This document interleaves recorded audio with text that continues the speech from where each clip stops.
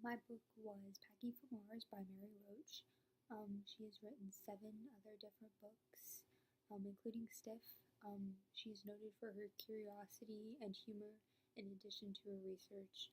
Um, she has laced humor throughout the articles and the books. They are very sometimes difficult to find, but they are in there somewhere. The purpose of Packing for Mars is to help everyone understand what astronauts really go through to go into space. It's not just, oh, do a little bit of research, do a little bit of this, do a little bit of that. It's actually a very large process. They basically have to go through a bunch of training, a bunch of experimental type deals. During one of the chapters, they had to observe contestants, as they would call them, and contestant A, contestant B, contestant C, everyone. They would look at how they would eat, what they would eat, how they put away their dishes, if they hid their food, um, anything like that. So they observed every single astronaut that would try to go into space. One out of the 3 major claims that Mary Roach made throughout her book is to the astronauts or the rocket scientists. In the first page of her book, she says, "To me, you are the best thing that has happened to rocket science." So basically, she is saying that rocket scientists have led to what is now like NASA and JAXA, which is in Japan, which this book is placed. Um, it shows how much of an impact we have made to find new discoveries and going to the moon and all of that kind of stuff. Um, Basically, it shows how much they are willing to risk in their lives to understand what is happening in the world besides just on Earth. Another major claim that Mary Roach made in her book is what the astronauts actually do to go into outer space. On page 25 of the book, she states they can be seen lifting a stack of 9 by 11-inch envelopes from a cardboard box.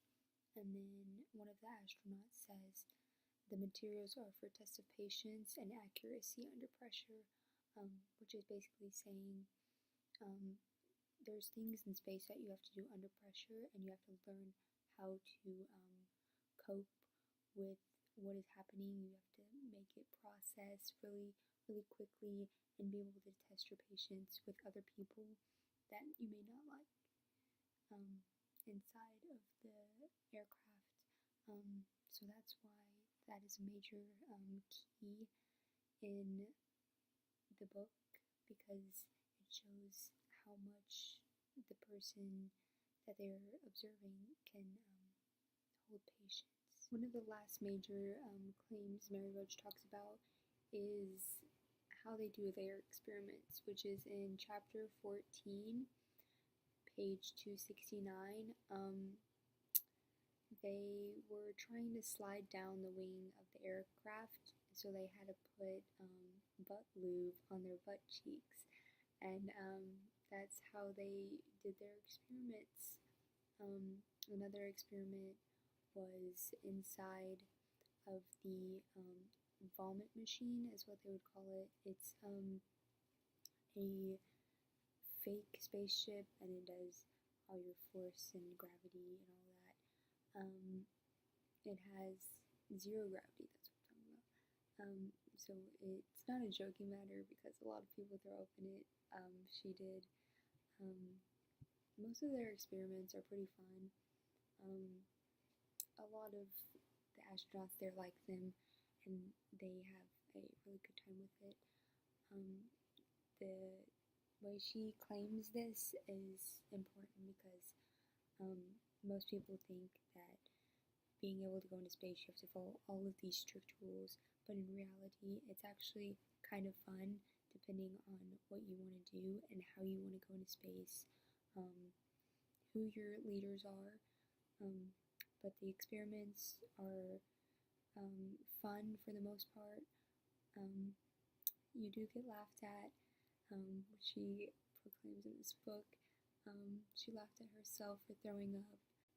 This book is relevant to how we live today because space is devoted to things that we need to thrive on, like air, gravity, hot showers, fresh produce, and privacy.